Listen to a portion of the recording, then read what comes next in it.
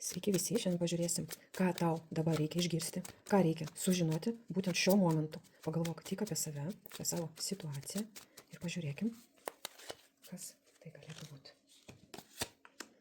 Kardų ketvirtas visada rodo, kad dabar tau reikalinga pauzė.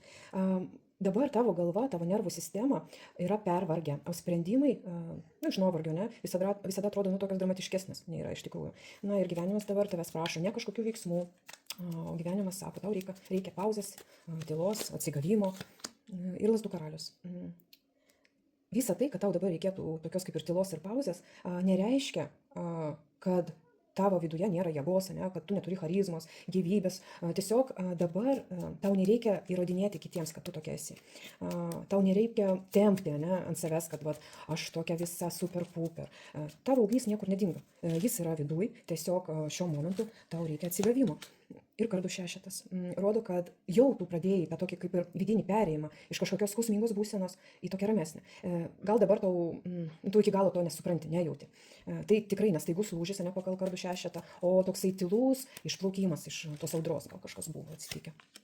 Monetų penketas visada kalba apie jausmą, kad kažkur viduj jautiesi palikta, nereikalinga, nepakankama, arba lyg kažko netekusi savo gyvenime. Bet čia labiau eina apie tavo emocinį jausmą, tikrai ne apie realią tiesą. Tu nesi viena, nors tau dabar taip gali atrodyti. Monetų trejetas.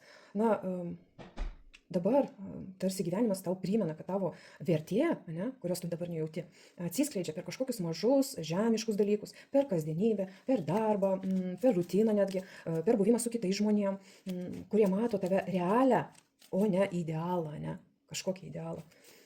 Tau svarbu dabar sugrįžti į kažkokį gyvenimo ritmą, po biškutę, bet ne į jausmų analizę. Ir pasirinkimas, įsimylėjėliai čia yra visada ir pasirinkimas gyvenimo.